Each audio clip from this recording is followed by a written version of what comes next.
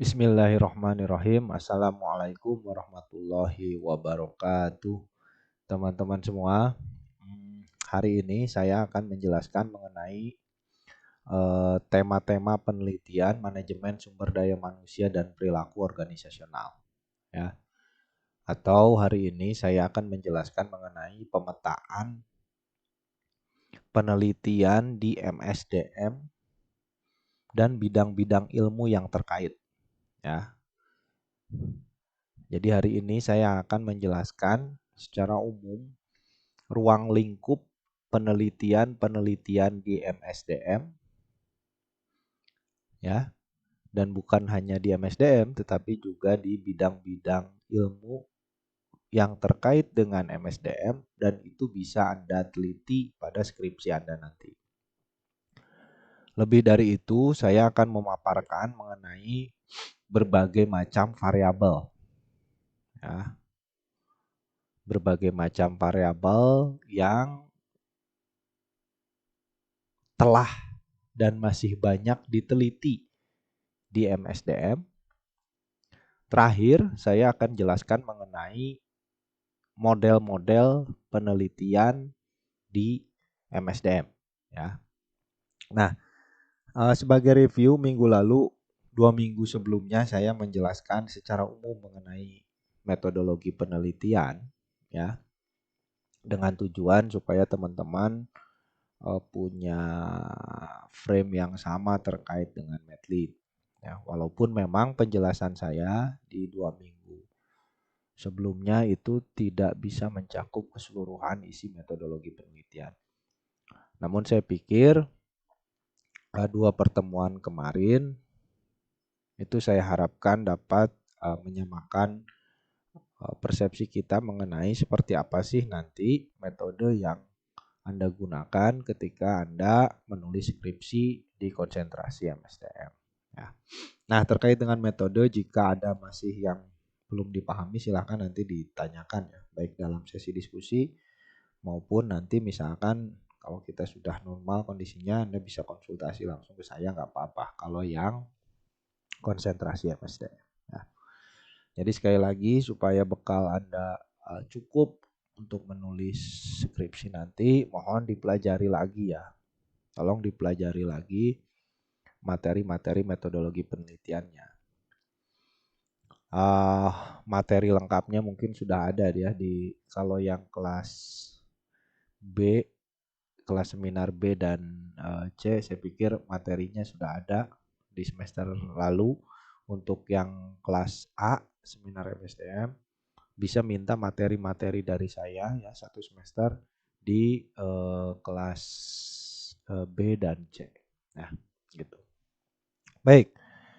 Sesuai dengan bahasan hari ini, saya akan menjelaskan mengenai tema-tema penelitian MSDM dan perilaku organisasional. Kenapa ada perilaku organisasional nanti saya jelaskan ya. Baik. Kalau kita bicara MSDM,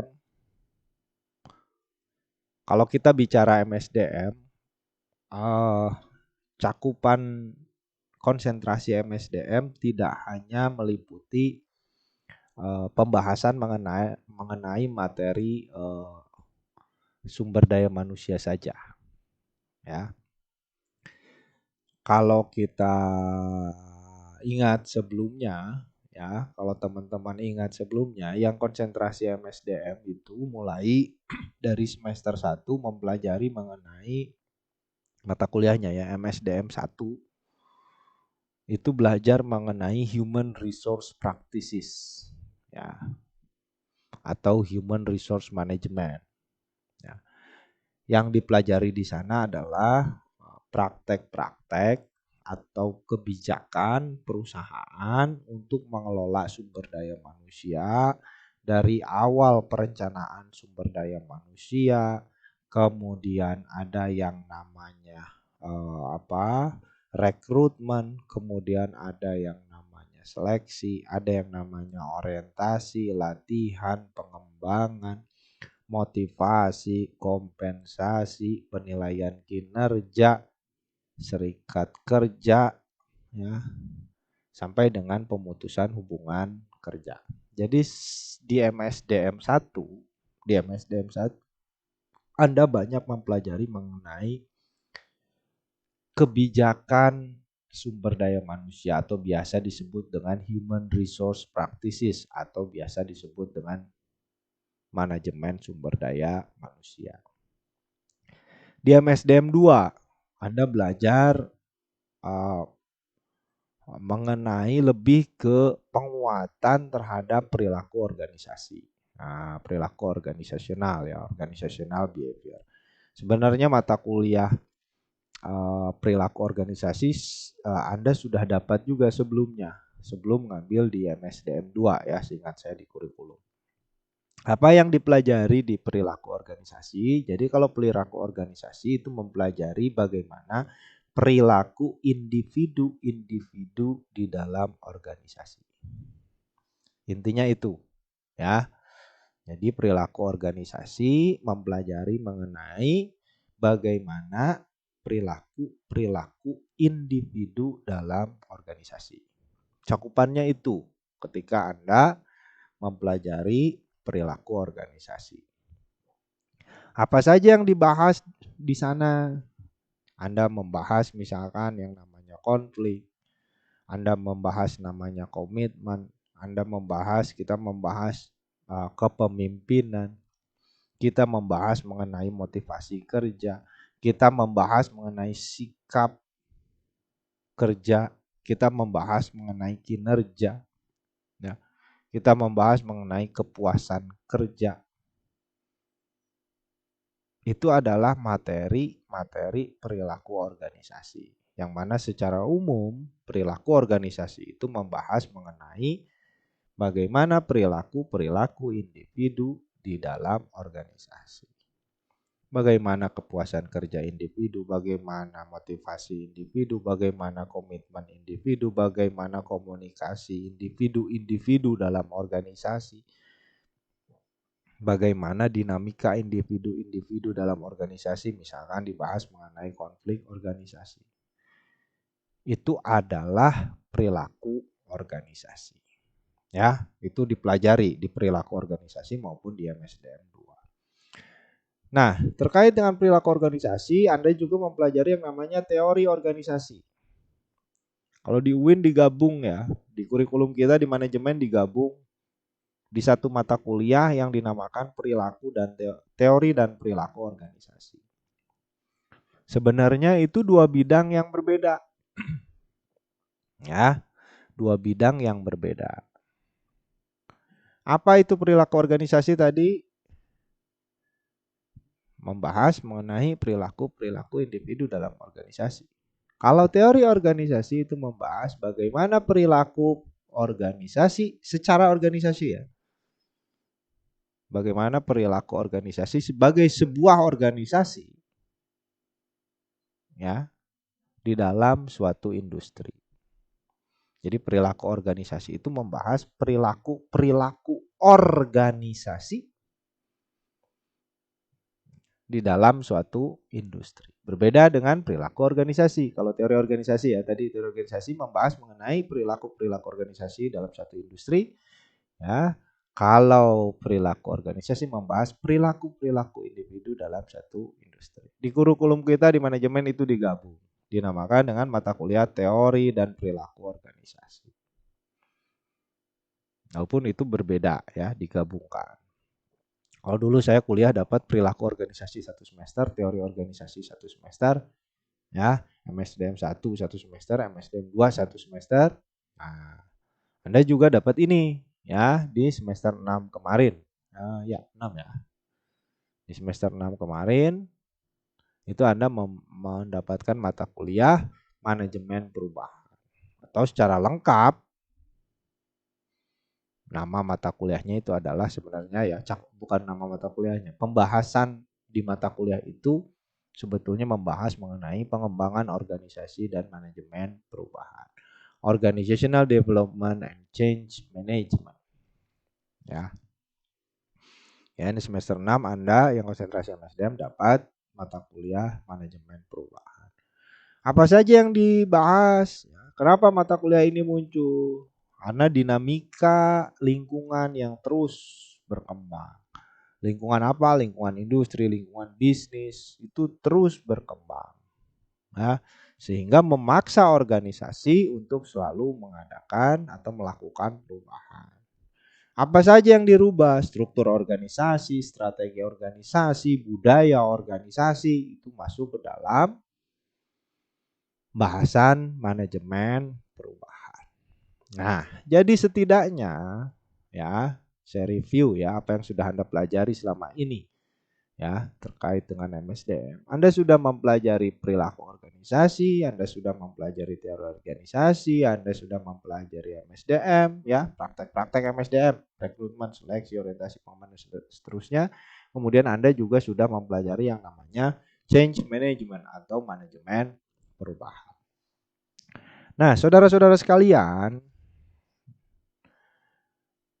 ini semua adalah ruang lingkup Anda menulis skripsi nanti. Jadi skripsi Anda nanti boleh membahas mengenai MSDM, boleh membahas mengenai perilaku organisasi, boleh meneliti tentang teori organisasi, dan boleh meneliti tentang pengembangan organisasi atau change management atau manajemen perubahan. Jelas ya? Jadi skripsi Anda nanti boleh membahas keempat bidang ini karena empat bidang ini adalah bidang ilmu MSDM dan bidang-bidang yang terkait dengan MSDM.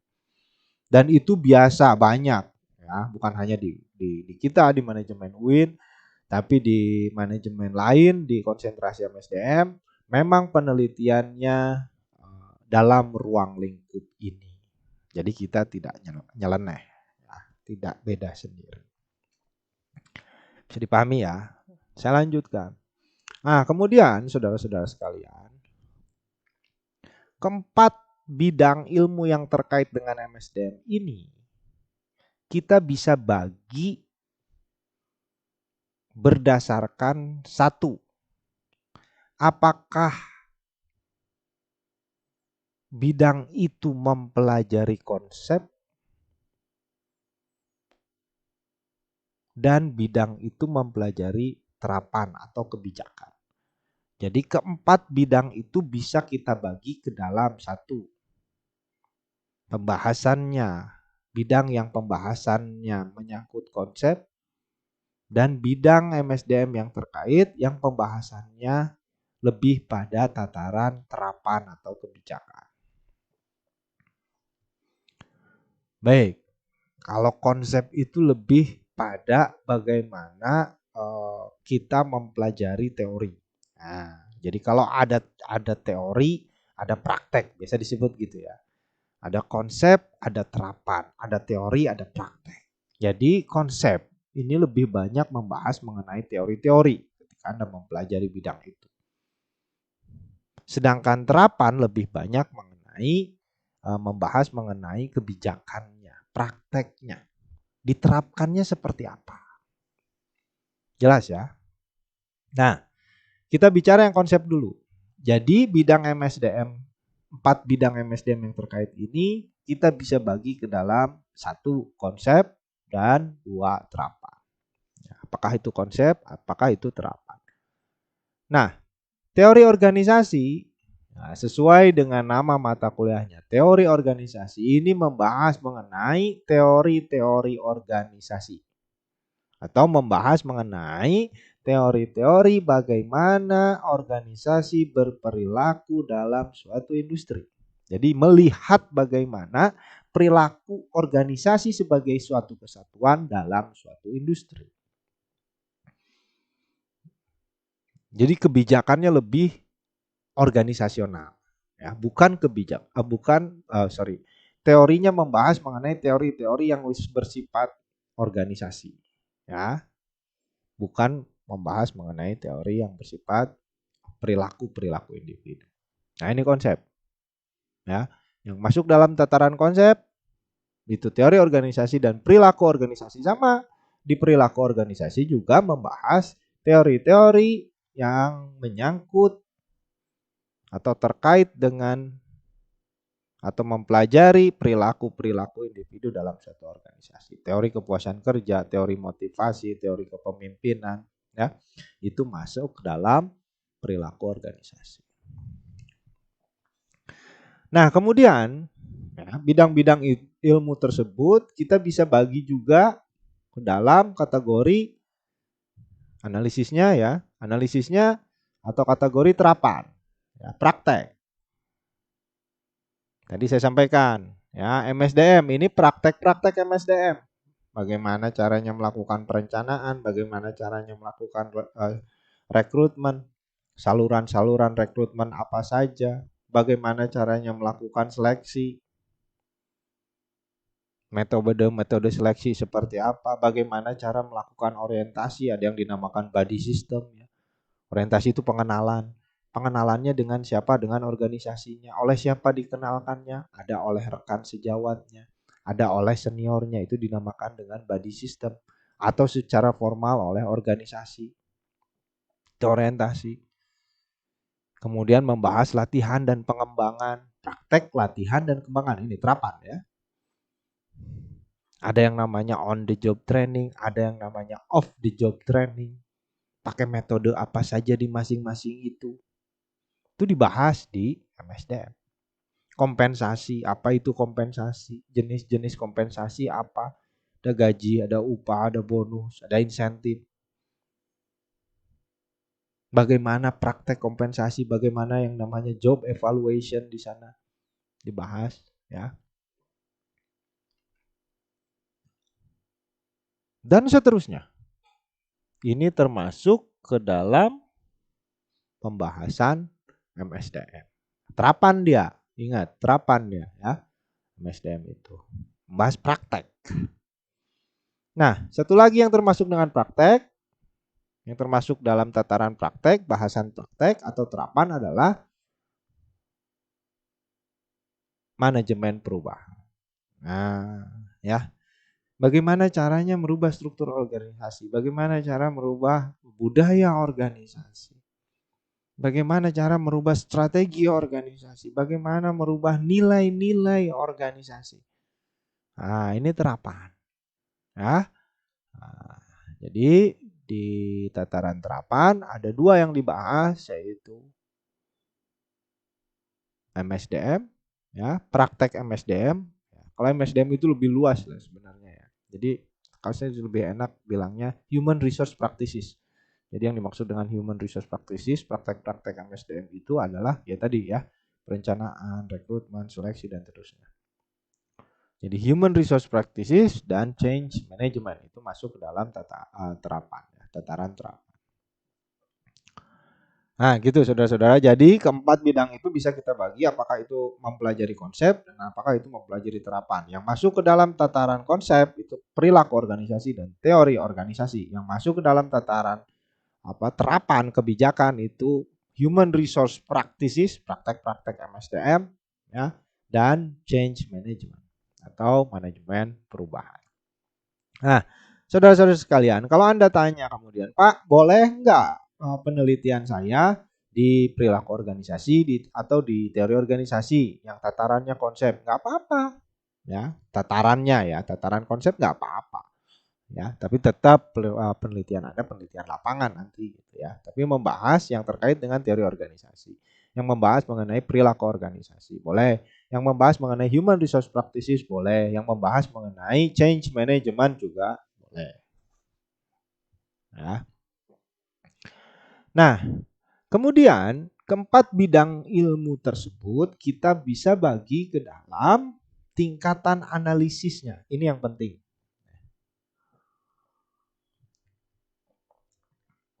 Kita bisa bagi ke dalam tingkatan analisisnya. Ada yang disebut dengan tingkat analisis mikro atau level analisis mikro, dan ada yang disebut dengan atau kita masuk kategorikan sebagai level analisis makro. Nah, pernah ya di sebelumnya saya jelaskan yang terkait dengan level analisis. Nah, gini, kalau belum saya jelaskan kembali. Jadi level analisis atau tingkat analisis, level analisis atau tingkat analisis adalah pada tingkatan apa pada tingkatan apa konsep atau variabel tersebut dibahas. Ya, pada tingkatan apa konsep atau variabel tersebut dibahas. Ya. Atau pada tingkatan apa konsep atau variabel tersebut diukur. Nah, kita bicara variabel, kemarin saya jelaskan ya, apa yang dimaksud dengan variabel. Variabel adalah segala sesuatu yang dapat diukur. Jadi sekali lagi tingkat analisis ada pada tingkatan apa konsep atau variabel tersebut diukur. Nah, contoh dulu perilaku organisasi. Ya, perilaku organisasi. Apa tadi yang dibahas di perilaku organisasi? Komitmen, loyalitas, kepuasan, kinerja, motivasi, itu masuk ke dalam perilaku organisasi. Apa yang dibahas di sana? Ya, perilaku individu.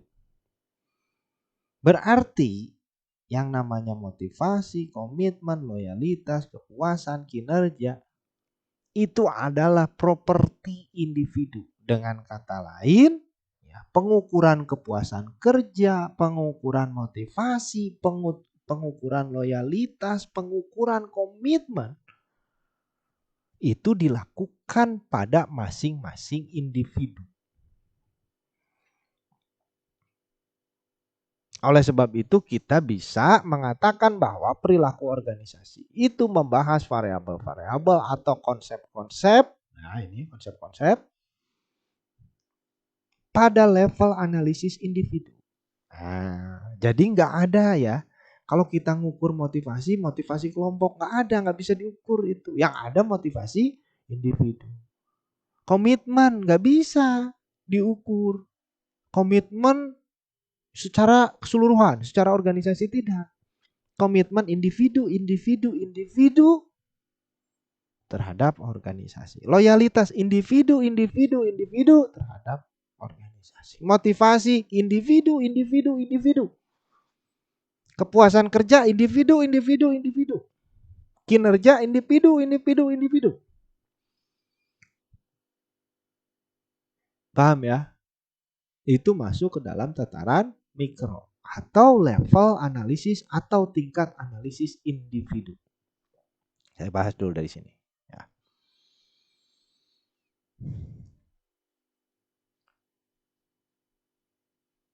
Yang kedua, pada tingkatan mikro atau level analisis individu adalah MSDM. Kita membahas tadi ya, bagaimana caranya melakukan rekrutmen. Ya, melakukan rekrutmen terhadap karyawan, bagaimana caranya melakukan orientasi, bagaimana caranya melakukan latihan pengembangan, kompensasi dan seterusnya. Ya, itu level analisisnya adalah individu.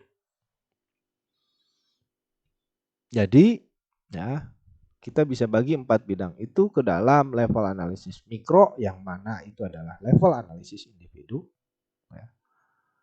Kemudian yang kedua adalah level analisis makro atau level analisis organisasi. Ya. Lihat teori organisasi, bagaimana membahas perilaku organisasi dalam suatu industri. Apa saja yang dibahas ini? Struktur organisasi, tadi saya jelaskan, budaya organisasi, strategi organisasi. Struktur punya siapa? Struktur punya organisasi, nggak ada struktur individu. Strategi punya siapa? Strategi organisasi, nggak ada strategi individu. Budaya siapa? Budaya organisasi, budaya masyarakat, nggak ada budaya individu. Ada yang namanya budaya UIN, ada yang namanya budaya ITB. Punya individu. Ada yang namanya budaya di Sunda, ada yang namanya budaya Jawa, ada yang namanya budaya Minang, ada yang namanya budaya, dan seterusnya. Jadi itu level analisis makro. Ya, artinya apa? Membahas organisasi secara keseluruhan. Kemudian sama ya di change management. Di change management juga level analisisnya makro. Ya. Ini saya minta Anda fokus untuk mendengarkan penjelasan saya terkait dengan tingkat analisis atau level analisis ya. Karena ini nanti berpengaruh akan saling terkait dengan pembahasan selanjutnya. Nah, yang level analisis makro itu adalah change management. Jadi change management, manajemen perubahan pada dasarnya mempelajari bagaimana melakukan terapan. Bagaimana melakukan suatu perubahan dalam organisasi. Jadi yang dirubah itu sebenarnya di pembahasan change management adalah perubahan secara keseluruhan dalam suatu organisasi. Sebenarnya itu, walaupun dibahas ada perubahan individunya. Tapi sebenarnya di mata kuliah itu yang lebih dalam dipelajari seharusnya adalah bagaimana merubah organisasi secara keseluruhan. Apa saja yang dirubah? Strukturnya, strateginya, budayanya. Bagaimana merubah budaya organisasi? Itu masuk ke dalam change management. Jelas ya? Jadi berdasarkan level of analysis atau tingkat analisis, ada analisis mikro, ada analisis makro. Sama pertanyaannya misalkan muncul, Pak, kalau tadi kita boleh meneliti baik itu pada tataran konsep maupun pada tataran terapan. Boleh meneliti deskripsi. Nah pertanyaannya, Pak, boleh nggak kita meneliti yang makro dan boleh nggak kita meneliti yang mikro? Atau harus dua-duanya? Oh enggak. Atau serupat? Enggak. Ya, Anda pilih silakan. Pada ruang lingkup yang mana Anda meneliti MSD. Pak boleh yang makro boleh, Pak boleh yang mikro boleh. Mikro itu individu ya. Yang terkait dengan individu dalam organisasi. Kalau makro terkait dengan organisasi secara keseluruhan. Bisa dipahami ya? Mudah-mudahan bisa dipahami. Boleh? Boleh. Hanya saja. Nah, ini yang penting. Hanya saja. Level analisis itu terkait dengan pengukuran suatu variabel. Jadi contoh begini. Kalau saya ingin mengukur kesuksesan strategi organisasi, kalau saya ingin mengukur misalkan strateginya, supaya contoh paling sederhana ya, biar gampang. Bagaimana cara saya mengukur keberhasilan strategi pemasaran saya? Jadi saya misalkan punya kafe, toko kopi, saya lakukan strategi pemasaran ya. Saya mempunyai strategi pemasaran. Bagaimana caranya saya mengukur efektivitas strategi pemasaran saya? Tentu harus dibandingkan strategi pemasaran saya dengan strategi pemasaran kafe lain yang sejenis. Bisa dipahami ya? Bagaimana cara saya menilai budaya saya? Maka harus saya menilai budaya saya secara per organisasi. Tadi, ngukur strategi per organisasi dibandingkan dengan organisasi lain. Budaya sama. Jadi kita membahasnya dalam konteks makro, dalam konteks organisasi yang dimaksud dengan makro. Kalau di manajemen itu mikro individu, makro organisasi, gitu ya. Kalau Anda belajar ekonomi, biar nggak kebalik-kebalik, ilmu ekonomi ada mikro, ada makro. Mikronya tuh organisasi atau perusahaan, makronya negara, kan gitu ya. Jadi kalau di mikro Anda belajar permintaan, penawaran gitu ya. Kalau di makro Anda belajar mengenai pajak, mengenai investasi dalam suatu negara, Anda mempelajari mengenai GDP.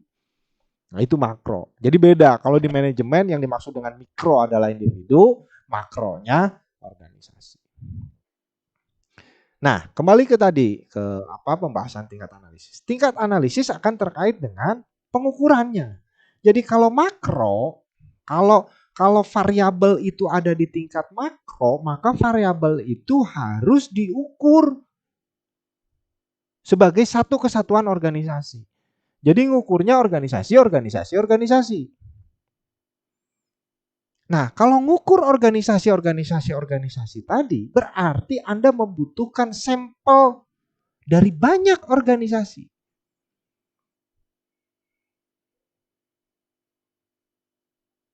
Contoh, pengaruh strategi pemasaran, ya, pengaruh strategi pemasaran,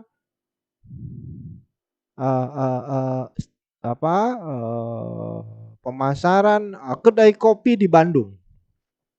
Ya, pengaruh strategi pemasaran terhadap Ya, profit misalkan, ya, pada kedai-kedai kopi di Bandung. Nah, jadi sampelnya kedai.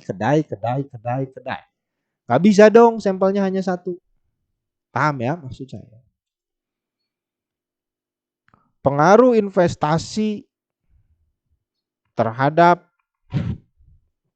pengangguran di negara-negara Asia. Berarti ada Indonesia dan Malaysia. Jadi kita harus mengambil sampelnya itu per organisasi.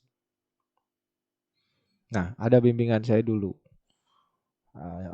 Ngajukan judul, Pak, ini pengen saya strategi MSDM, Pak. Oke. Ya. Saya tanya, Anda tahu nggak level analisisnya di mana yang namanya? Saya ingin meneliti mengenai manajemen strategik, Pak. Oke. Anda tahu nggak manajemen strategik itu level analisisnya di mana? Belum, Pak, belum tahu. Baik, saya jelaskan. Kalau kita bicara mengenai strategi MSDM, maka kajian strategi MSDM itu membahas mengenai strategi MSDM di suatu organisasi. Nah, dalam riset, kita membutuhkan sampel banyak organisasi. Jadi minimal Anda harus punya beberapa organisasi. Oh gitu ya Pak? Iya. Nah, terkait dengan penelitian, ya, kuantitatif menggunakan data statistik, maka minimal sampel itu harus ada 30. Dengan kata lain, saya bilang Anda harus punya berapa organisasi? 30 organisasi. Jadi sampelnya nanti organisasi A, B, C, dan seterusnya sampai 30 organisasi. Sampai 30 organisasi. Pak, terus saya nanyanya mengenai strategi MSDM itu ke siapa? Ya ke manajer MSDM-nya. Pak, kan organisasi itu yang ditanya siapa? Ya manajer MSDM-nya. Dia, manajer MSDM, mewakili organisasinya. Bagaimana caranya? Misalkan Anda beri kuesioner. Yang ngisi tetap orang, tapi manajer itu mewakili data dari strategi MSDM di organisasi. Anda bayangkan kalau Anda meneliti pada tataran level analisis makro, berarti sampelnya adalah organisasi.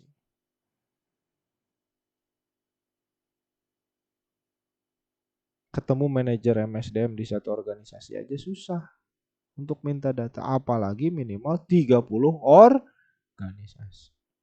Itu akan berat untuk level skripsi. Walaupun ada bimbingan saya juga.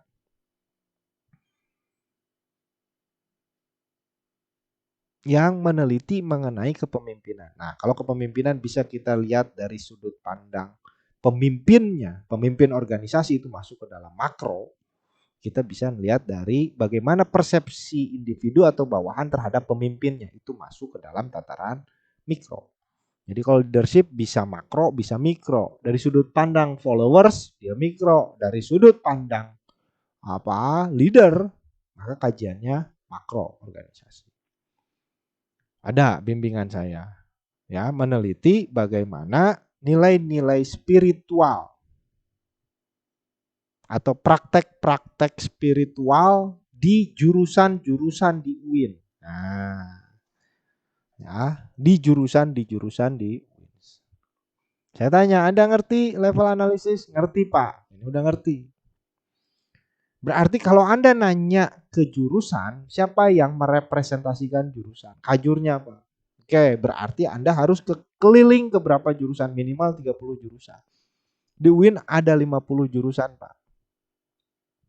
Jadi saya bisa sanggup katanya dapat data itu. Jadi ketika saya ngisi sebagai kajur, maka data yang saya isi adalah data jurusan. Ya, saya mengisi sebagai representasi jurusan, bukan sebagai representasi individu. Ngerti ya?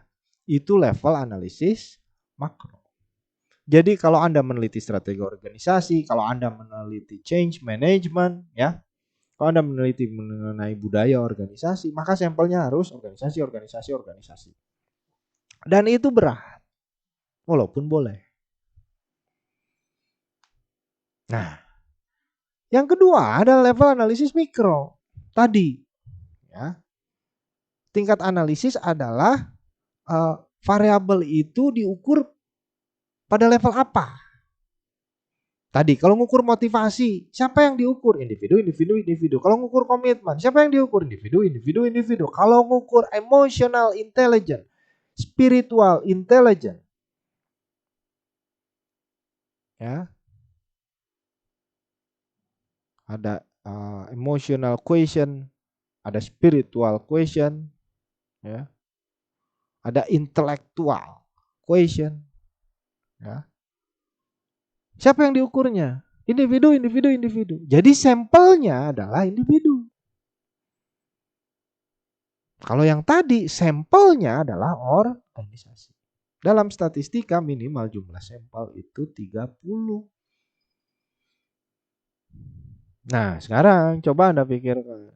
30 nyari 30 orang sama nyari 30 organisasi lebih sulit mana? Lebih sulit mencari 30 organisasi. Untuk skripsi yang baik itu yang selesai gitu aja deh. Ya. Apalagi di masa seperti ini nih. Saya nggak tahu ini sampai kapan ya. Karena kita nggak tatap muka jadi agak susah. Jadi sekali lagi level analisis menentukan sampelnya. Siapa yang Anda tanya gitu loh. Kalau Anda membahas teori organisasi, Anda membahas change management, Anda harus nanya organisasi. Tapi kalau Anda membahas perilaku organisasi, membahas mengenai human resource practices, maka yang Anda tanya adalah individu terkait dengan kalau human practices kebijakan. Kalau perilaku organisasi bagaimana individu berperilaku dalam satu organisasi. Bisa dipahami ya? Jadi saran saya, walaupun tadi saya bilang, Pak boleh konsep, boleh terapan, iya boleh semuanya. Ini masih ruang lingkup penelitian MSDM.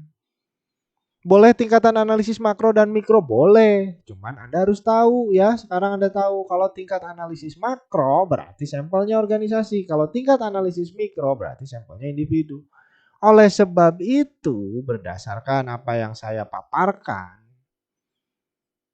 hari ini, bahwa ya lebih baik Anda meneliti perilaku kajian-kajian variabel-variabel yang membahas perilaku organisasi dan manajemen sumber daya manusia. Kenapa demikian? Karena ini pada tataran mikro. Dengan kata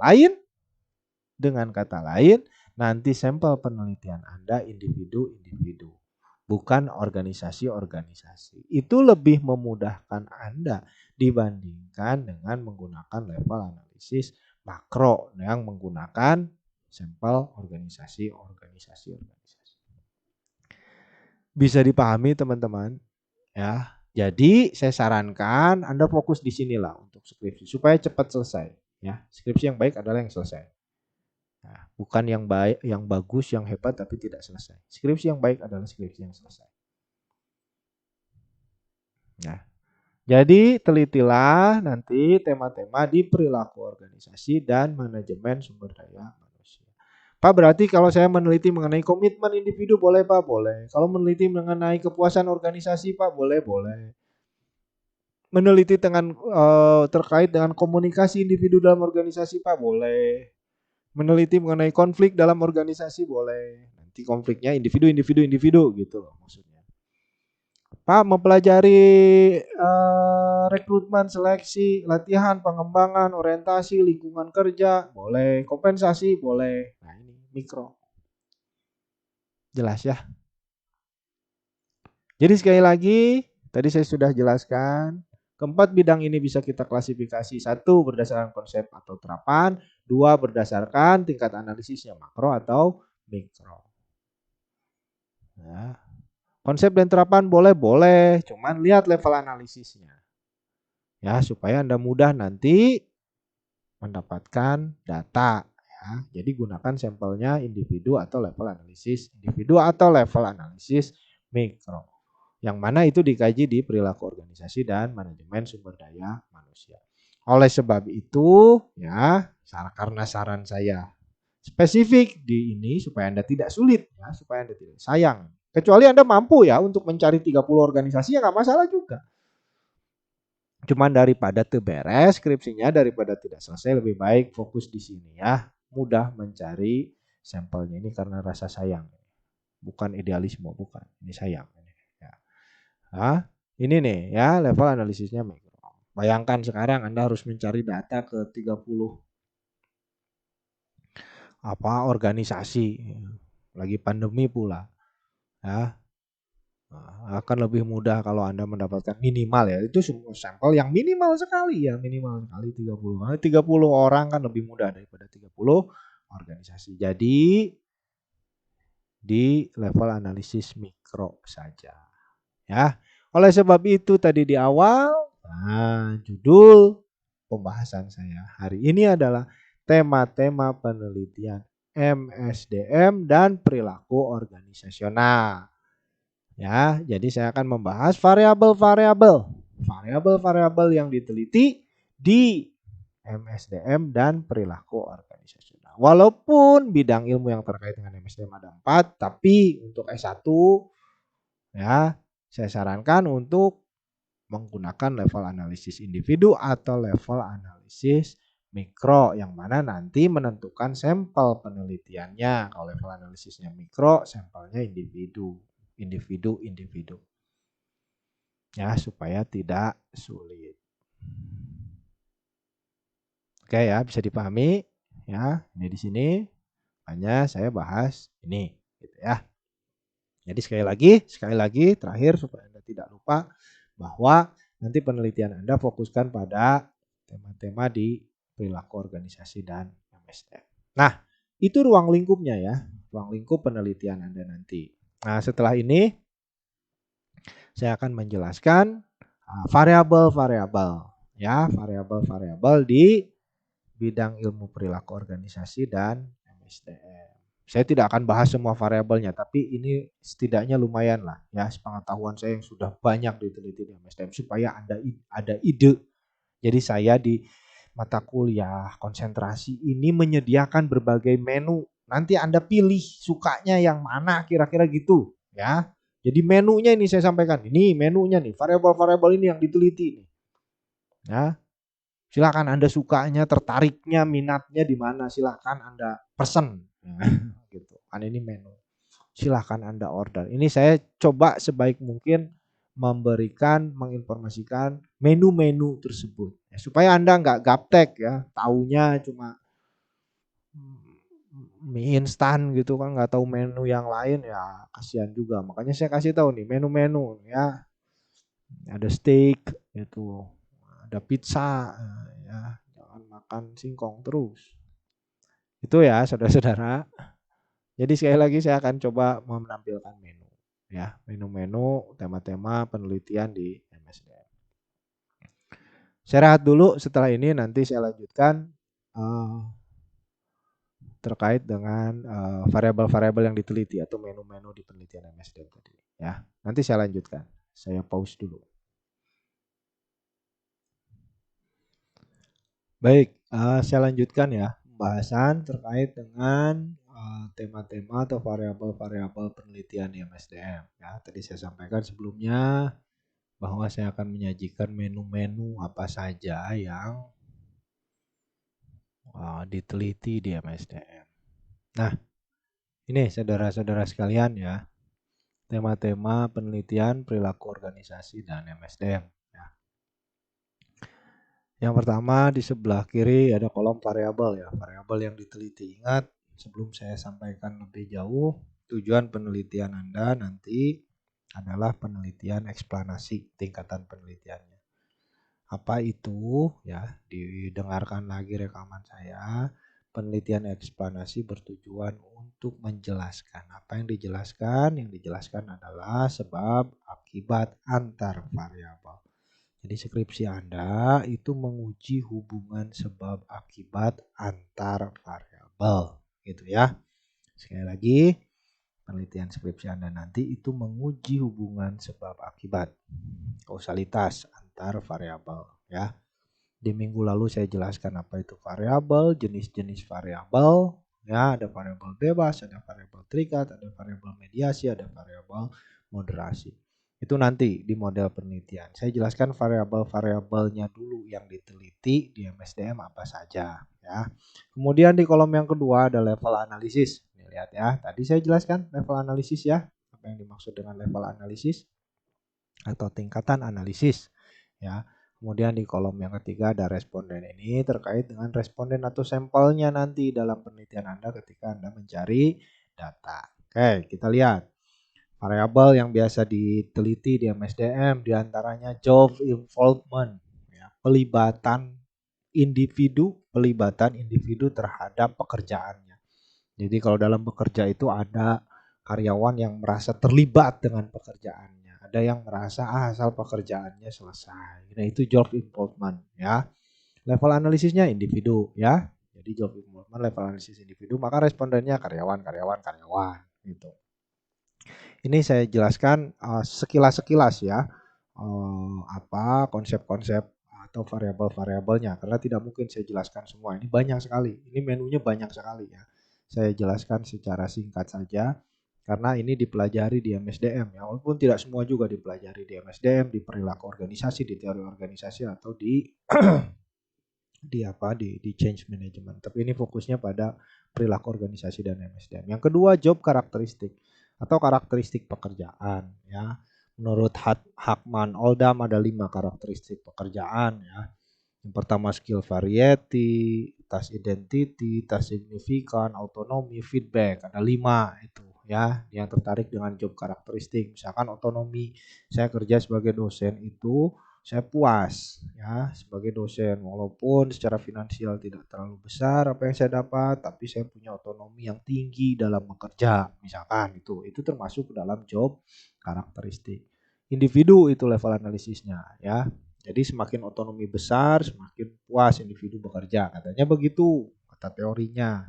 Semakin individu diberikan otonomi kinerjanya semakin tinggi, sebab akibat tuh ya.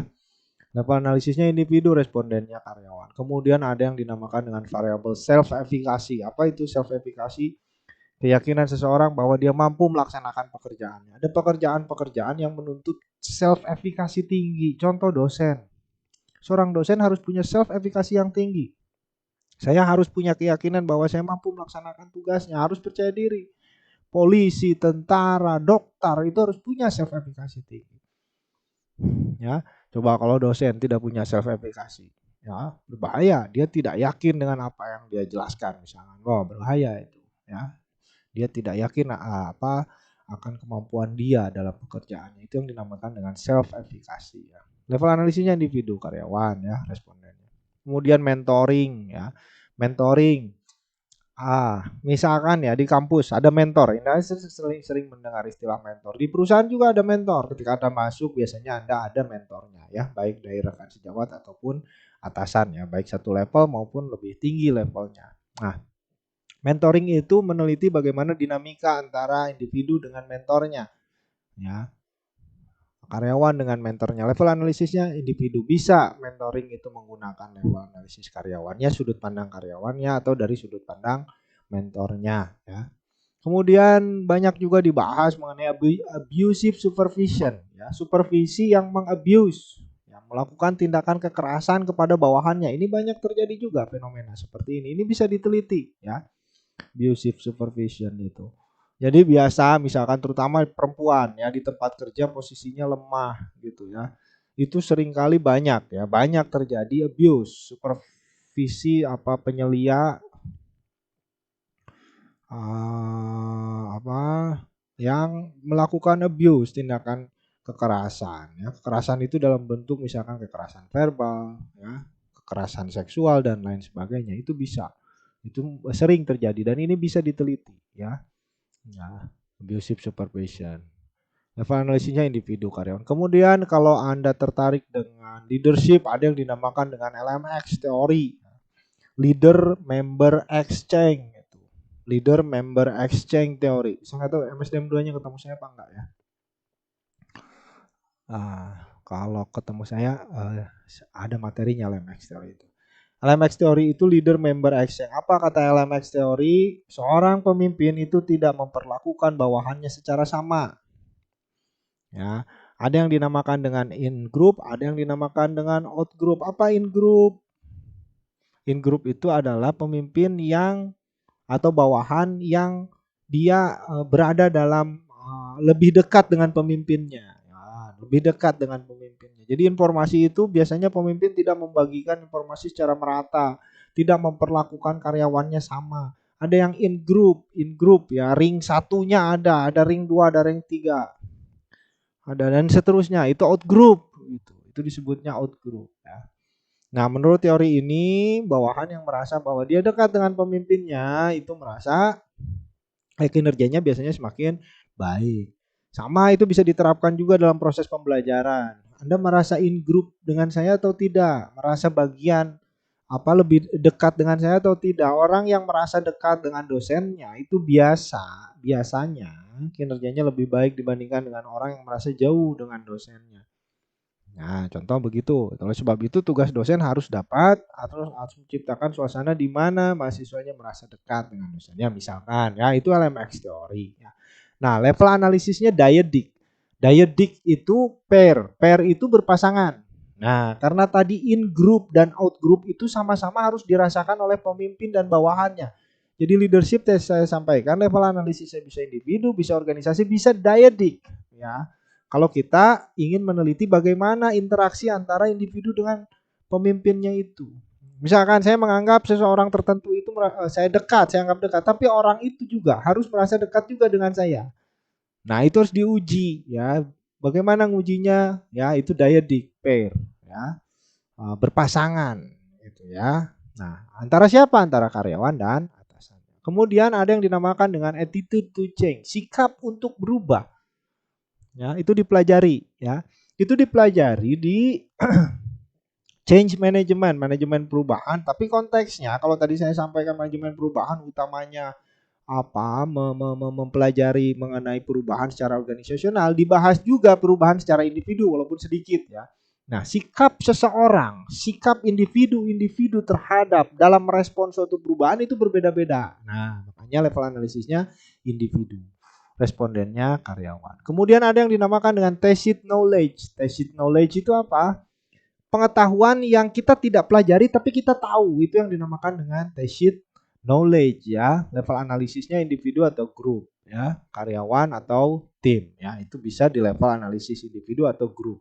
Kalau individu itu mikro, organisasi itu makro, maka kalau grup biasanya kita sebut dengan level analisis meso ya. Ini contoh-contoh variabel aja ya supaya Anda ini loh menunya, mau pesan yang mana silahkan gitu. Dan menunya ini banyak ya, tidak mungkin saya jelaskan satu-satu ini ya. Kemudian contoh aja ya, Islamic work ethic. Islamic work ethic itu etika kerja Islami itu seperti apa? Nah, itu banyak dibahas juga di MSDM. Nah, ini ya terbuka peluang bagi teman-teman nih di UIN untuk lebih banyak meneliti Islamic work ethics gitu ya. Pak, saya belum pernah dapat teorinya. Ya cari, Pak. Artikelnya ada nggak? Ya cari. Ya, ini baru menunya nih. Ya, yang meneliti kan Anda bukan saya. Oke? Nah, kemudian emotional intelligence, ya, kecerdasan emosional, ya, itu banyak dibahas. Career commitment, organizational commitment, nih, organizational commitment, ya, komitmen individu terhadap organisasi. Walaupun namanya organizational commitment, bukan komitmen individu-individu atau bukan komitmen semua organisasi ya, semua anggota organisasi terhadap organisasi, bukan. Organizational commitment adalah komitmen individu-individu terhadap organisasi. Tentu berbeda-beda. Kemudian efektif training. Ya, pelatihan ini ya, pelatihan level analisisnya bisa grup, ya, respondennya grup. Tadi kalau level analisisnya grup berarti yang jadikan sampel grup gitu, ya. Nah, jumlahnya tetap banyak, harus Anda punya banyak grup untuk dijadikan sampel ya. Walaupun ini sebenarnya saya anjurkan untuk hindari, tapi bolehlah untuk melakukan level analisis kelompok kalau ada datanya. Tapi kalau tidak ada datanya, udah cari level analisisnya individu ya. Saya lanjutkan. Kemudian OCB, Organizational Citizenship Behavior. Apa itu? Perilaku kewarga organisasian. Kalau Anda belajar PKN, perilaku kewarganegaraan apa saja yang dibahas, misalkan perilaku tolong menolong, gotong royong, empati terhadap sesama, membantu dan sebagainya dalam konteks citizenship ya. Dalam konteks Anda sebagai warga negara. Ada juga Anda konteks sebagai warga organisasi.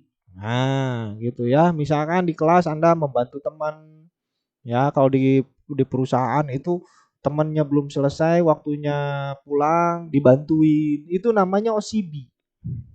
Organizational Citizenship Behavior.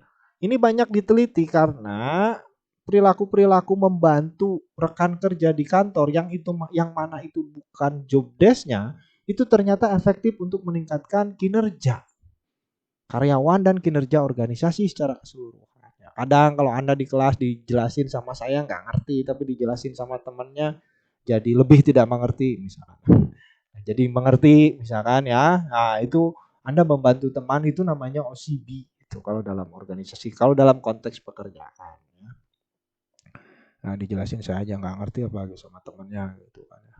Ya, tapi mungkin saja misalkan saya jelaskan nggak ngerti, ya, dijelaskan temannya ngerti ya. Itu OCB dalam organisasi banyak diteliti. Kemudian personality, Big Five personality. Personality itu apa sih Pak? Watak. Nih ya, orang itu yang dinamakan dengan watak itu adalah kecenderungan orang untuk berperilaku tertentu dan itu tidak dipengaruhi oleh faktor situasi.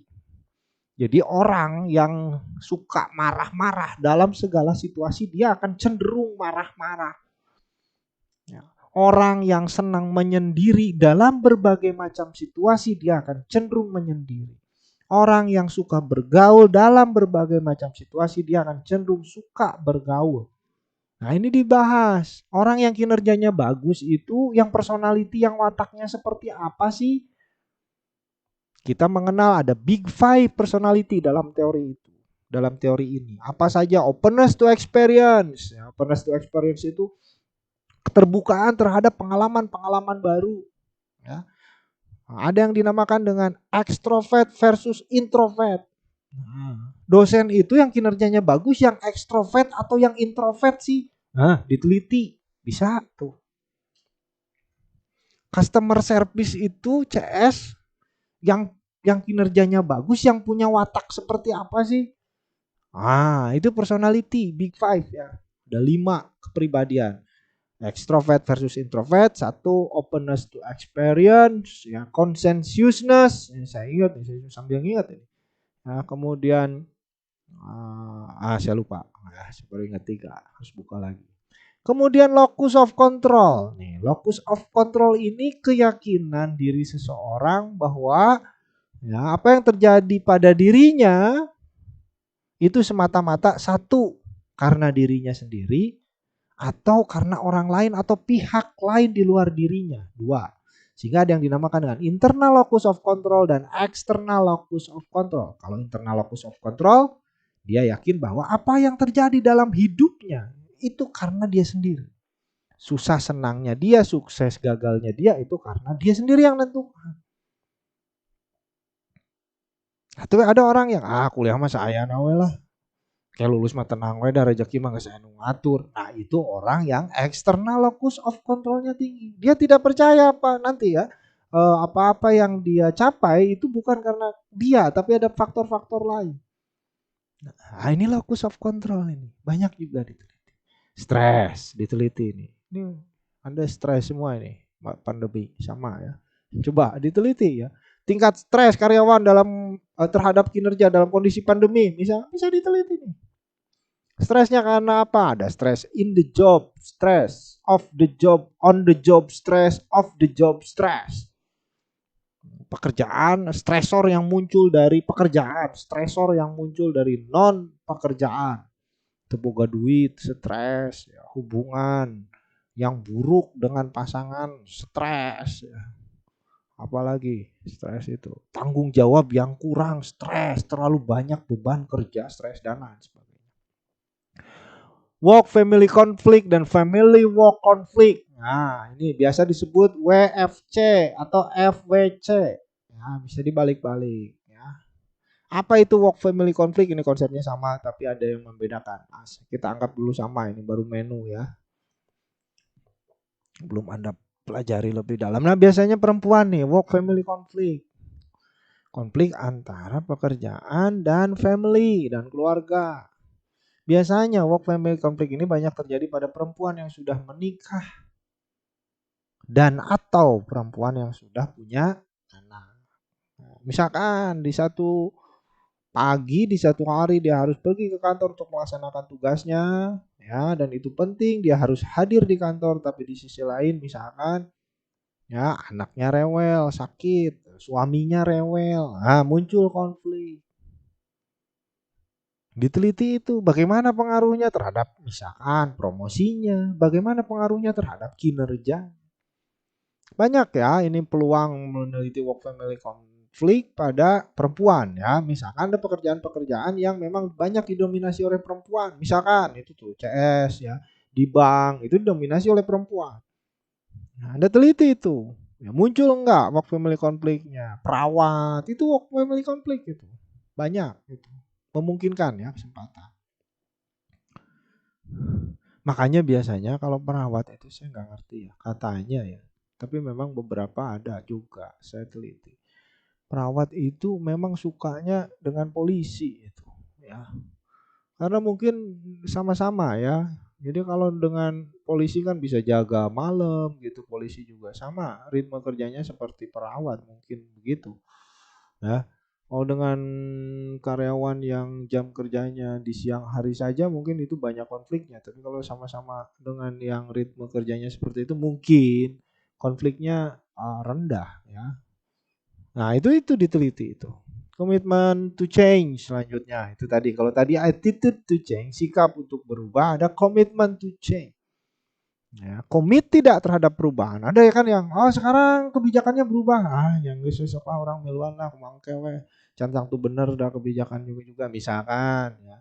Tapi ada yang dia komit terhadap perubahan itu gitu ya. Kemudian turnover intention. Intention itu niat, niat turnover. Turnover itu berpindah dari satu perusahaan ke perusahaan lain. Nah, ada yang orang niat untuk keluar dari perusahaannya gitu. Diteliti ini, kenapa niat itu muncul? Apa sebab-sebabnya niat untuk keluar? Ya. Work related commitment. Ya. Faktor-faktor pekerjaan yang terkait dengan komitmen individu. Ya. Kemudian role conflict, role ambiguity. Ini baru masuk ke level organisasi ini. Organizational culture tadi saya jelaskan. Budaya itu level analisisnya organisasi. Ya. Maka respondennya direktur, manajer. Nah, ini mulai masuk level analisis organisasi, dihindari lah. Human resource strategy saya jadi tadi jelaskan. Human resource effectiveness, keefektifan sumber daya manusia. Human resource capabilities, kemampuan sumber daya manusia secara umum, ya, secara organisasional. Maka levelnya organisasi. Saya lanjutkan, masih banyak ini menunya. Ini human resource practices tadi ya, human resource practices. Nah, kebijakannya kalau secara umum itu organisasi, tapi kalau satu-satu kebijakan bagaimana dampaknya terhadap individu itu individu. Team effectiveness, self management, organizational justice. Organizational justice ini apa? Keadilan organisasional.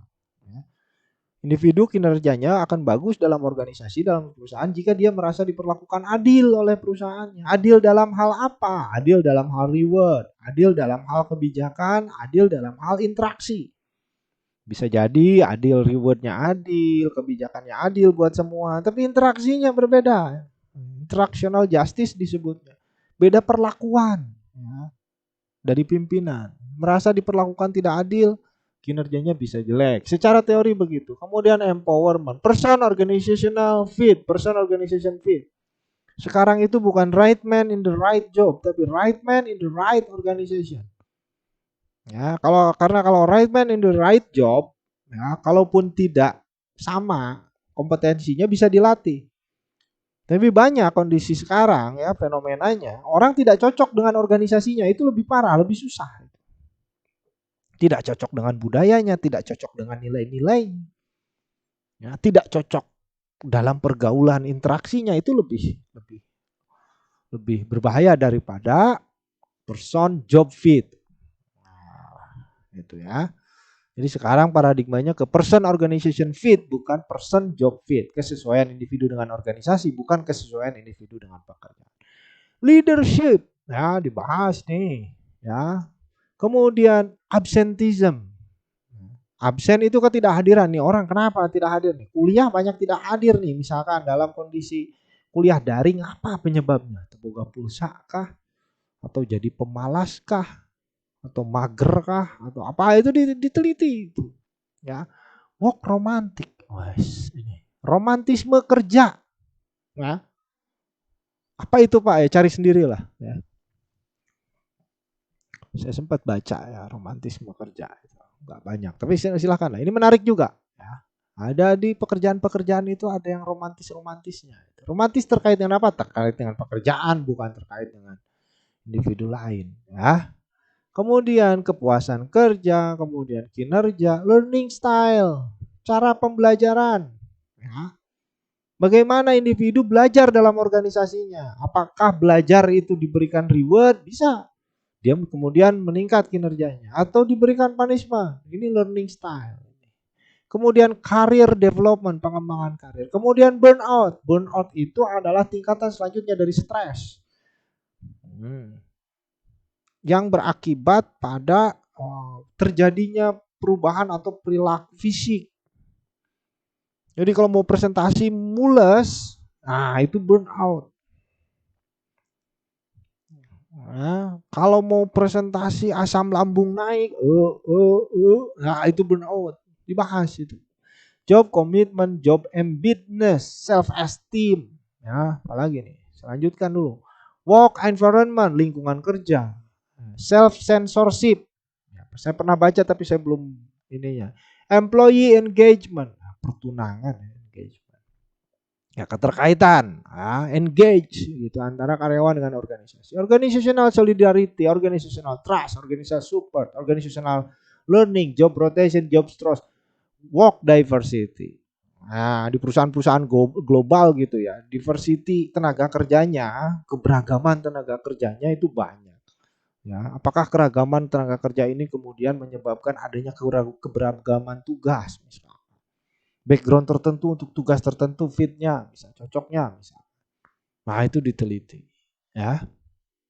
Nah dan masih banyak lagi saudara-saudara yang belum mungkin saja, bukan mungkin saja, pasti belum saya tulis di sini. Ya, ini baru menu awal ya, menu awal dalam penelitian di MSDM ini yang diteliti. Boleh silakan Anda teliti. Atau Anda misalkan cari yang lain, Pak. Saya belum menemukan di sini yang tertarik, saya cari yang lain. Oke, tapi dalam bahasan MSDM atau OB ya, supaya Anda lebih mudah. Organizational behavior, perilaku organisasi. Nah, saudara-saudara sekalian, itu menu-menunya. Ya, variabel-variabel yang diteliti.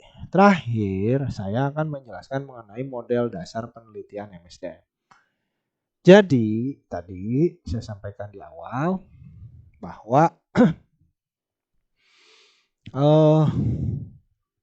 skripsi Anda itu bertujuan untuk menguji hubungan sebab akibat atau menguji kausalitas. Ya, jadi ada variabel sebab, ada variabel terikat. Ya, jadi itu tujuan dari skripsi Anda itu seperti itu. Anda meneliti hubungan sebab akibat. Nah, dalam meneliti hubungan sebab akibat, didengarkan lagi penjelasan saya sebelumnya. Ya. Ada setidaknya 4 jenis variabel. Ada yang dinamakan dengan independent variable. Ada yang dinamakan dengan dependent variable. Ada yang dinamakan dengan mediating variable. Ada yang dinamakan dengan moderating variable.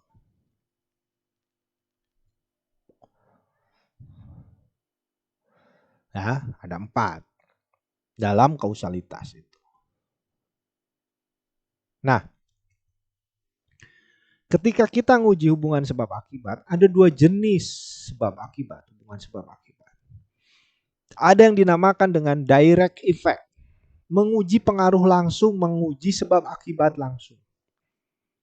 Langsung apa maksudnya Pak? Langsung antara variabel independen dan variabel dependent. Jadi Anda boleh nguji sebab akibat dengan variabel independen dan variabel dependen saja. Berarti nggak ada mediasinya boleh Pak? Boleh. Nggak ada moderasinya boleh Pak? Boleh. Modelnya seperti ini boleh Pak?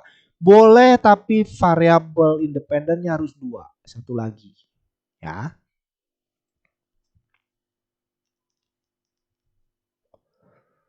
Jadi boleh pengujian yang namanya pengaruh langsung atau efek langsung atau direct effect. Direct effect independent variable ke dependent variable. Contoh, stres terhadap kinerja. Tapi stresnya 2. Misalkan off the job stress dan on the job stress. Misalkan ya di sini bikin off the job stress dan on the job stress. Minimal 2 variabel independen. Misalkan, Pak, yang berpengaruh terhadap kinerja itu stres, saya baca teorinya. Tapi saya ingin tahu mana yang paling berpengaruh, stres dari pekerjaan atau non pekerjaan terhadap kinerja itu. Berarti ada 2 variabel independen, on the job stress dan off the job stress. Diuji pengaruhnya terhadap dependent variabel apa itu kinerja. Nah, ini yang dinamakan dengan pengujian efek langsung atau direct effect. Boleh seperti ini.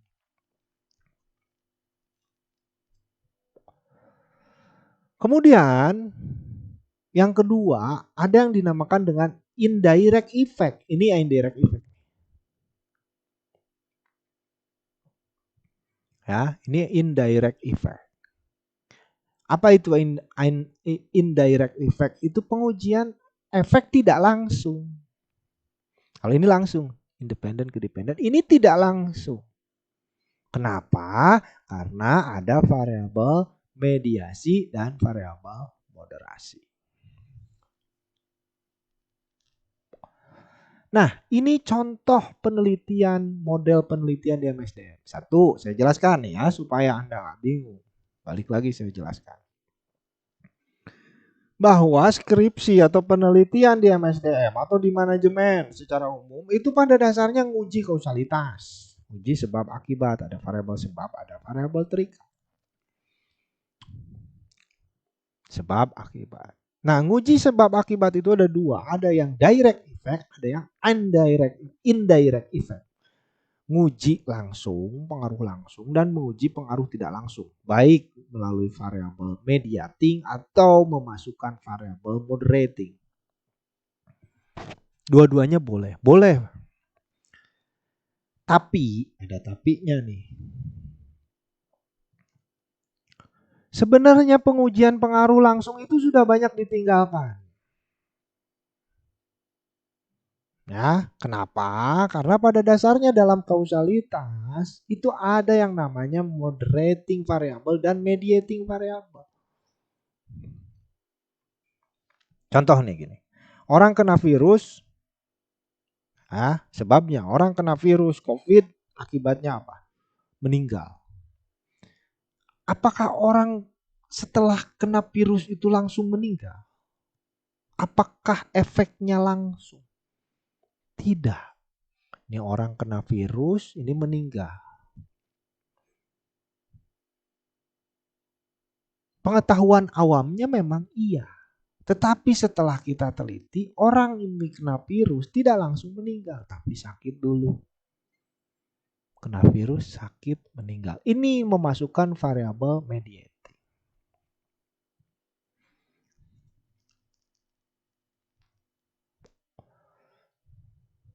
Atau memasukkan variabel moderating. Kena virus, meninggal. Apa yang menyebabkan orang yang kena virus itu lebih cepat meninggal? Misalkan kondisi tubuh atau penyakit bawaan. Ini yang dinamakan dengan moderating variable. Kembali lagi, ya. Kalau zaman saya waktu meneliti skripsi zaman saya itu tidak ada mahasiswa memasukkan, belum ada mahasiswa memasukkan mediating variable dan moderating variable. Baru sebatas independen ke dependent. Itu umumnya di zaman saya. Di zaman Anda milenial ini, saya harapkan penelitian itu jauh lebih berkembang dengan mempertimbangkan variabel mediating dan variabel moderating. Kalau di manajemen gimana Pak sekarang? Cek di Gilead. Ya, MSDM ya. Memang masih banyak yang meneliti independen ke dependen. Tapi mulai banyak juga yang memasukkan variabel mediasi atau variabel moderasi.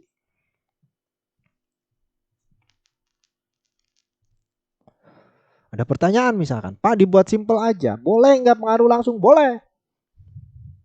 Tapi sudah jadul itu mah zaman saya. Zaman Anda sekarang, generasi milenial, saudara-saudara, itu harus mulai mempertimbangkan variabel mediating dan variabel moderating, dan itu sudah banyak di MSDM ya. Jangan bicara konsentrasi lain. Kalau di konsentrasi lain memang agak ketinggalan itu. Kalau di MSDM banyak yang sudah moderating variabel, mediating variabel. Nggak usah jauh-jauh. Angkatan kakak kelas Anda dan sebelumnya mungkin 3 tahun 4 tahun belakangan sudah banyak yang masukkan mediating variable dan moderating variable.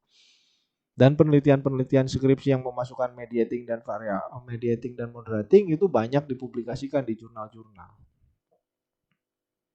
Alumni kita Pak, iya. Dan itu keren bro. Nah ini sebagai motivasi Anda. Pak, tapi dah kata Bapak juga tadi skripsi yang baik itu yang selesai, yang gampang. Pak boleh, ini boleh, Arita Rama boleh gitu. Independen variabel, tapi independennya 2 ya, lebih dari 1. Nah kemudian ada pertanyaan Pak, secara metodologi nih. Pak, bagaimana saya memasukkan ini variabel independennya 2 itu apa saja itu boleh Pak bebas ngacak? Tidak. Anda memasukkan variabel independennya 1, 2, atau 3, atau 4, atau 5. Anda memasukkan mediating variable, Anda memasukkan moderating variable. Itu harus ada dasar teorinya.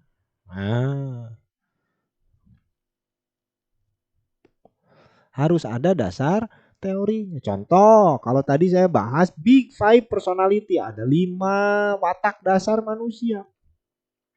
Saya pengen uji Pak, pengaruhnya terhadap kinerja gimana? Maka independennya harus ada 5. 5 watak dasar tadi. Kenapa ada 5? Disesuaikan dengan teori Big Five personality. Yang moderating sama Pak, sama. Baca job karakteristik model misalkan, ada variable mediating di sini. Tidak akan saya jelaskan ya, terlalu panjang satu-satu teori. Walaupun gemes saya pengen ya cerita-cerita teori itu menarik. Cuman kan ketemunya kita di seminar ini. Moderating juga ada juga di job karakteristik model. Tadi yang saya jelaskan.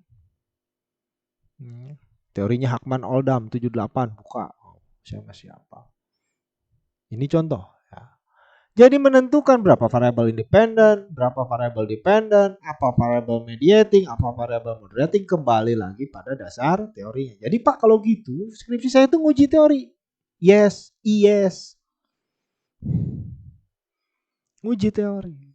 Jadi pemahaman terhadap teori di MSDM itu mutlak perlu. Karena pada dasarnya nguji teori.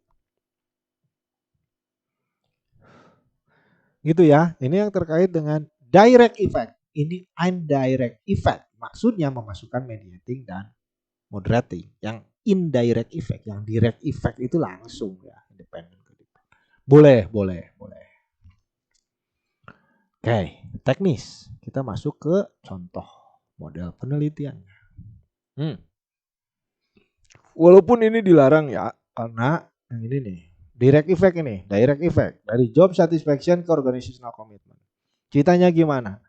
Saya ingin tahu apakah kalau semakin orang karyawan itu puas bekerja, maka komitmen terhadap organisasi semakin kuat. Nah, sederhana sekali ini.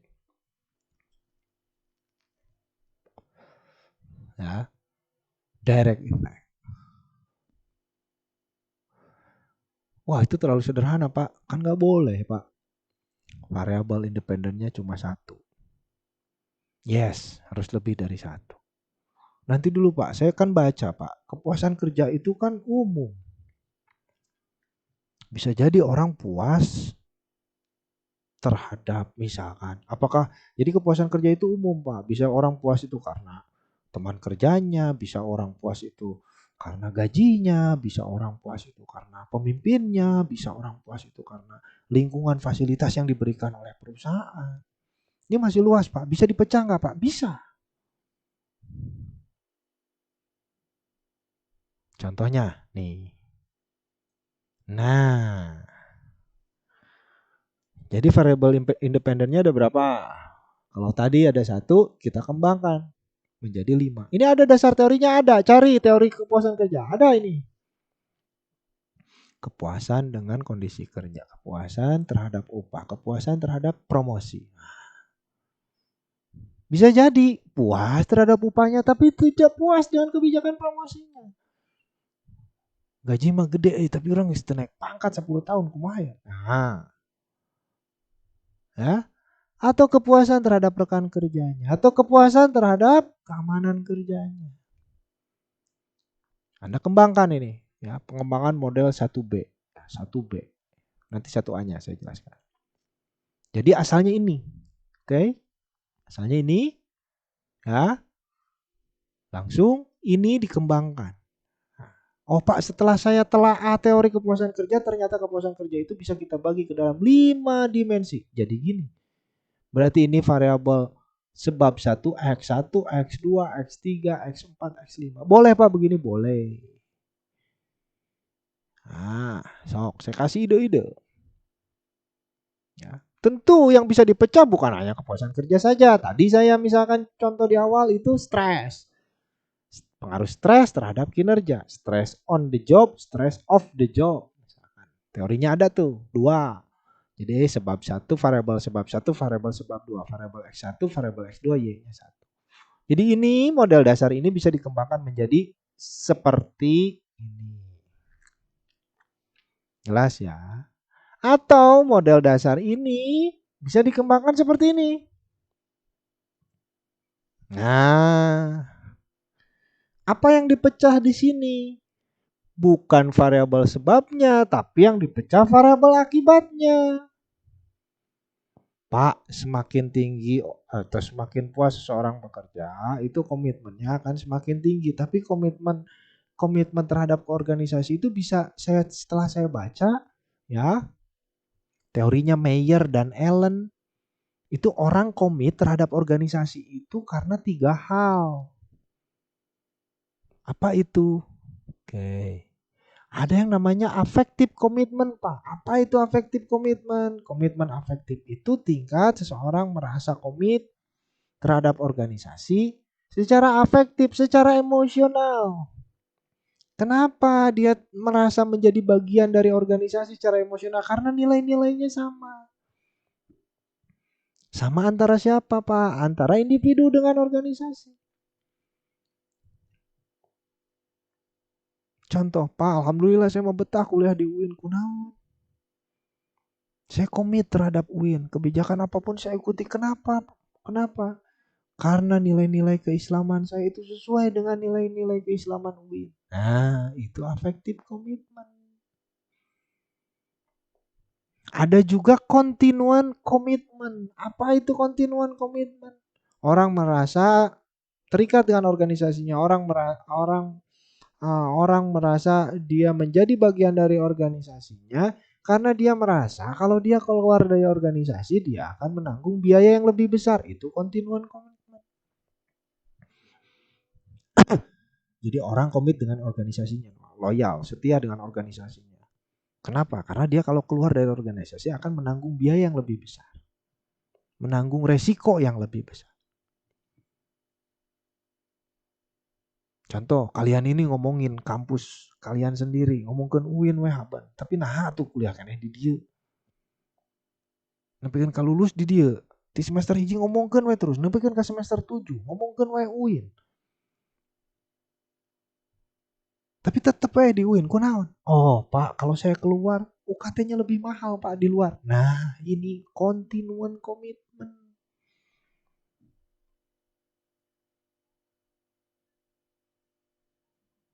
Ongkoh boga kabogo, ngomongkeun we terus kabogo. Terus bobogohan, tapi ngomongkeun we terus. Tapi tetap terputus-putus. Kunaon atuh tadi putuskeun? Atuh Pak, pameh diputuskeun mah. saya nggak dapat lagi nanti. Nah itu kontinuan komitmen, serius saya. Ya. Ada yang dinamakan dengan normatif komitmen. Apa itu normatif komitmen? Should, harus. Ngomongin wae UIN, nah tuh kuliah kene di UIN. Atuh Pak pemilihan atau keluar mah pindah-pindah kuliah dicarekan. Kurama dimarahin sama orang tua saya. Ya Bapak ngomong aja gaji kecil ya, tapi tetap aja kerja. Gimana sih? Ya kalau saya berhenti saya dimarahin istri saya. Jadi ada pihak-pihak lain yang mengharuskan Anda untuk tetap di organisasi itu. Dinamakan dengan normatif komitmen. Jadi komitmen organisasi itu bentuknya 3, Pak. Tidak satu ini. Saya baca secara teori. Saya kembangkan modelnya, Pak. Jadi begini.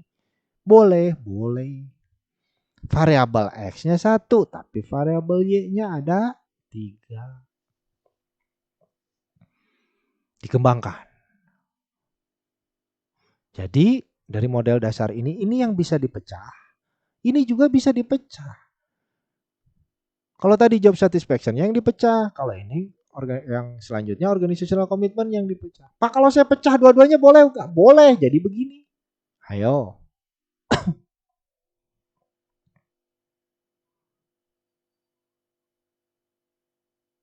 Jadi nguji kepuasan terhadap kondisi kerja itu ngaruhnya ke komitmen afektif kah, komitmen kontinuan kah, atau komitmen normatif kah?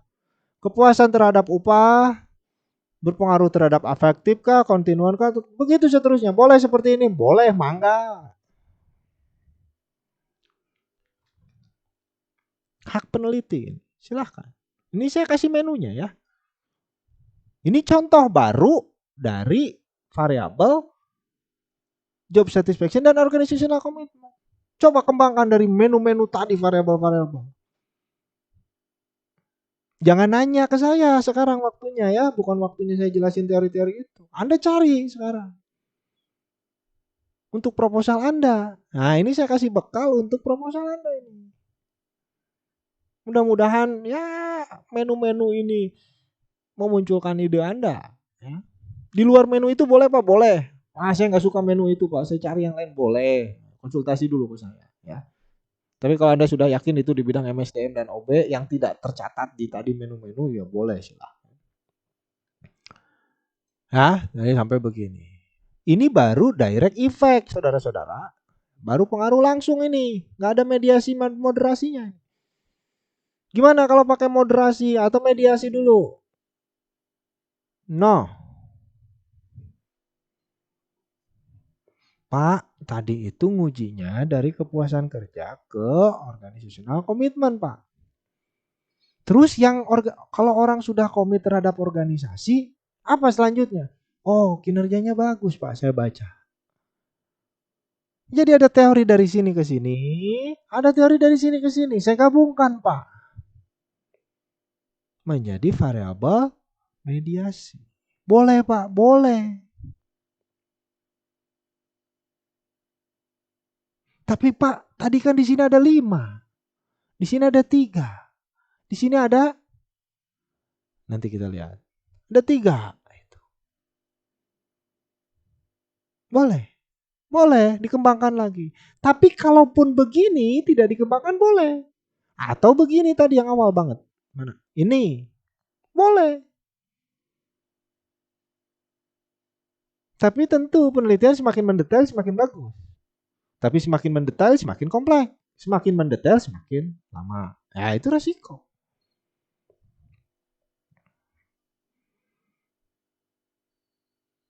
Oke. Ya. Sampai mana tadi? Sampai sini ya. Kalau dikembangkan gimana? Nah, begini. Ya. Sorry. Ya. Sorry, ini bukan attitude ya, tapi kinerja ya. Kinerja ini, sorry. Saya nggak cek lagi slide-nya. Ini kinerja ini, ya. Bisa dikembangkan. Tapi kalaupun kinerjanya 1, ininya begini, boleh Pak, boleh. Kepuasan kerjanya 5, komitmennya 3, kinerjanya 1. Tapi ini terlalu kompleks lah. Tapi ini saya harus jelaskan bahwa pengembangan itu bisa dilakukan. Itu baru mengembangkan 3 variabel ini tadi. Ya. Oke. Nah, ini masih mediasi. Atau seperti ini, bisa ya. Job satisfaction, ini komitmennya dipecah jadi 3A, terus job performance. Ininya tapi 1 Pak. Nah, tidak saya pecah, boleh. Ininya 3 Pak, boleh. Ininya 1 Pak, boleh. Ya. Itu yang mediasi. Sekarang masuk ke dalam moderasi. Ini moderasi nih. Jadi moderasi itu gini. Moderasi itu variabel yang memperkuat atau memperlemah ya. Dicek lagi di materi saya sebelumnya. Nah, dicek lagi. Contoh sederhana nih. Ini saya bikin materi karena nggak ada istri saya nih. Jadi ini contoh nih. Pengaruh saya terhadap istri saya. Terhadap perilaku istri saya. Mana yang menjadi variabel sebab? Saya ya. Akibatnya apa? Perilaku istri saya. Ya, pengaruh saya terhadap istri saya, kuat lemahnya pengaruh saya terhadap istri saya itu dipengaruhi oleh ini nih saudara-saudara, reward. Maksudnya gimana Pak? Pengaruh saya terhadap istri saya itu akan lebih kuat pada kondisi reward atau penghasilan ya, penghasilan saya tinggi. Tetapi sebaliknya pengaruh saya terhadap istri saya itu lemah kalau penghasilan saya lemah, rendah. Paham? Tetapi penghasilan itu tidak menghilangkan pengaruh saya terhadap istri saya. Hanya memperkuat atau memperlemah. Sekali lagi, artinya pengaruh saya terhadap istri saya akan kuat dengan penghasilan saya yang tinggi. Tapi pengaruh saya terhadap istri saya akan lemah kalau penghasilan saya rendah. Tetapi penghasilan tidak menghilangkan pengaruh saya terhadap istri saya. Jadi kalau awal bulan baru dikasih uang, nih bikinin kopi, oh siap 86, langsung kuat pengaruhnya. Akhir bulan, mih bikin kopi, iya. Ngomong deh orang teh, mih bikin kopi, iya. Mih kopi, oh, karek datang, pengaruhnya lemah karena akhir bulan penghasilan. Contoh ya, mumpung gak ada istri saya. Gitu yang dimaksud dengan variabel moderasi. Coba kita implementasikan dalam model ini. Mudah-mudahan Anda paham. Pengaruh kepuasan kerja terhadap kinerja, ya, kekuatan pengaruhnya itu dipengaruhi oleh reward dan tenor. Tenor itu masa kerja. Jadi kekuatan pengaruh kepuasan kerja terhadap kinerja akan lebih kuat pada tingkat reward yang lebih tinggi. Sebaliknya pengaruh kepuasan kerja terhadap kinerja akan lemah pengaruhnya dengan reward yang rendah. Tetapi reward tidak menghilangkan pengaruh kepuasan kerja terhadap kinerja.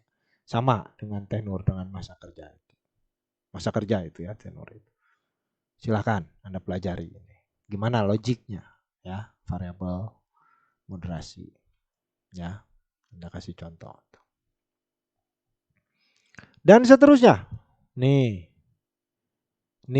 ini menu-menu nih ya, ini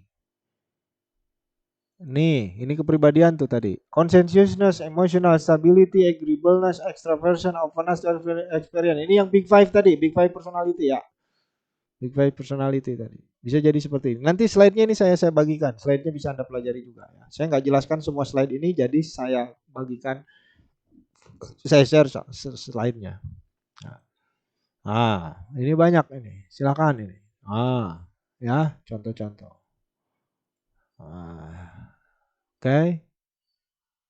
Nah, kemudian pengukuran ya. Ini nantilah ya. Ini nanti.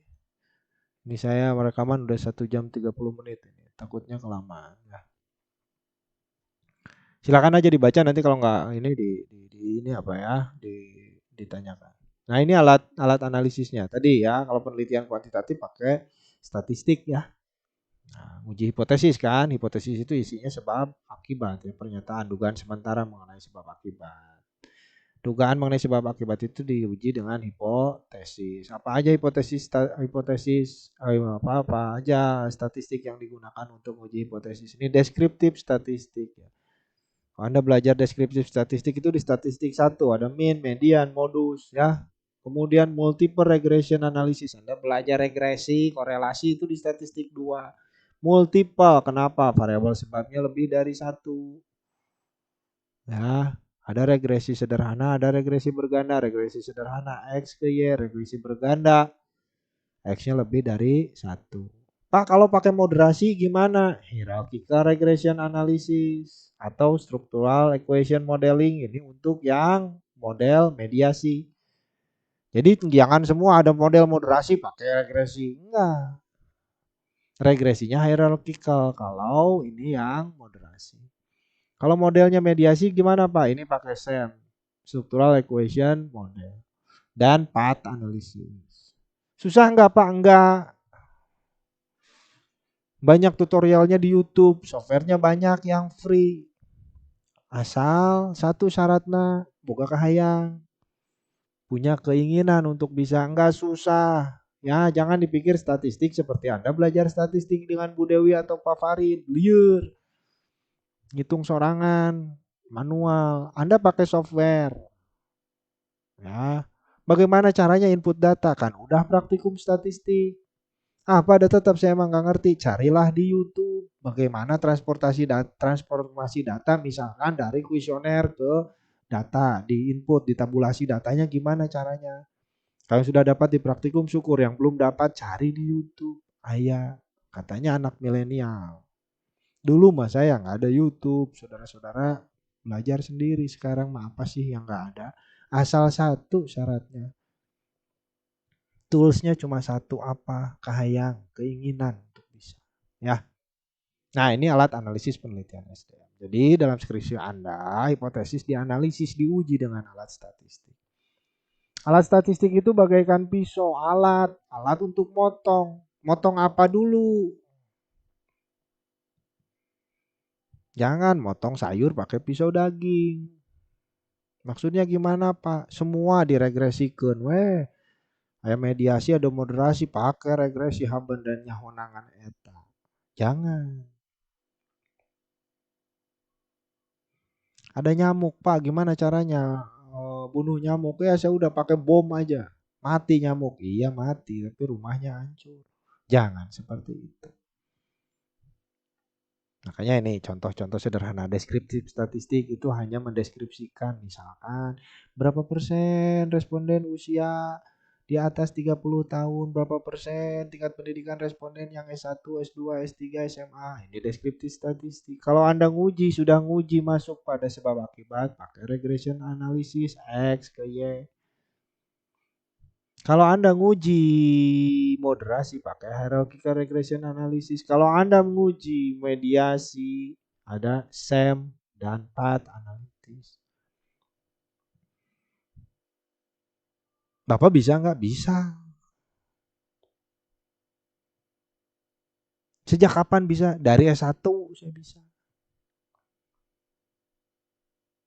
Kepakai sampai sekarang. Alhamdulillah. Sampai S3. Sering lihat konsultan-konsultan statistik yang di pinggir jalan terima konsultasi statistik, skripsi, tesis, disertasi. Berapa bayarnya itu? Kalau dulu mah zaman saya ngolahkan data saja, zaman saya dulu 300.000. Bapak diolahkan datanya? Bukan. Karena saya udah ngerti, saya jadi tukang olah datanya. Alhamdulillah punya banyak uang dari hasil yang seperti itu. Gak tahu sekarang masih ada atau enggak. Ada sekarang mah tutorial YouTube-nya juga banyak. Dulu saya sampai S2 itu ngerjakan statistik begitu. Alhamdulillah buat main lebih dari cukup. Yang bobogohan mah alhamdulillah lah ya itu. Gitu ya saudara-saudara. Itu harus dipelajari dan mudah ya. Cari ya browsing. Cara menguji hipotesis dengan variabel moderasi. Keluar. Cara menguji hipotesis dengan variabel independent dan dependent breadth. Kalau cara menguji apa hipotesis dengan variabel mediasi breadth. Kalau tinggal mau atau tidak. Nah, itu terakhir penjelasan saya mengenai statistiknya. Kemudian saran. Nah, saran kalau Anda mau membuat proposal, tentukan tema yang diminati. Nah, ya, kemarin ada pertanyaan, Pak, tema dulu atau masalah dulu? Sok tema dulu aja lah biar gampang. Udah pasti masalahnya ada dari tema yang Anda minati itu di organisasi. Pak, saya tertarik dengan OCB, Pak. Ada nggak ya masalahnya di organisasi? Ada, sok interview gerak. Terkait dengan itu ada. Pak, masalah kok kompensasi, Pak, saya tertarik. Ada nggak ya masalahnya di tempat yang akan saya teliti? Mesti ada, sok tanya. Jelas ya?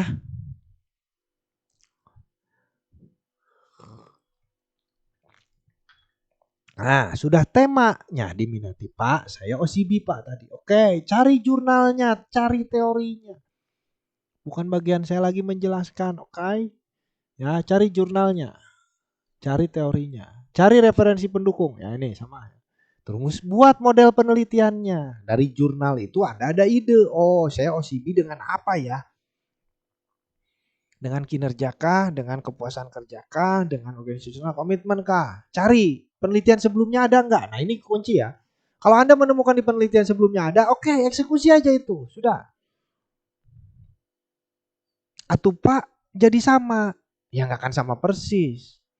Kan tadi saya bilang minimal bedakan, sebelumnya saya bilang jauh-jauh hari, minimal bedakan, tempat penelitiannya beda, nggak apa-apa, skripsi itu latihan penelitian kok.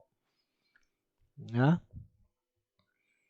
Nah, buat model penelitiannya, jadi variabel sebabnya apa, akibatnya apa.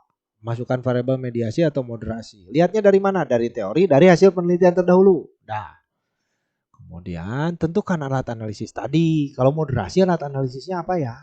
Pelajari. Statistiknya apa ya? Tadi saya kasih clue-clue, kayak saya kasih petunjuk. Kemudian, nah ini penting, kemudahan mendapatkan data, terutama pada kondisi pandemi seperti sekarang ini. Ya, kalau pandeminya berlangsung terus-menerus, tentu Anda tidak mungkin misalkan atau susah mencari data secara langsung, susah interview secara langsung, susah nyebar kuesioner secara langsung. Jadi jangan fanatik melakukan penelitian di perusahaan-perusahaan besar. Kenapa demikian? Karena perusahaan besar biasanya formalistik. Artinya harus mengirim surat.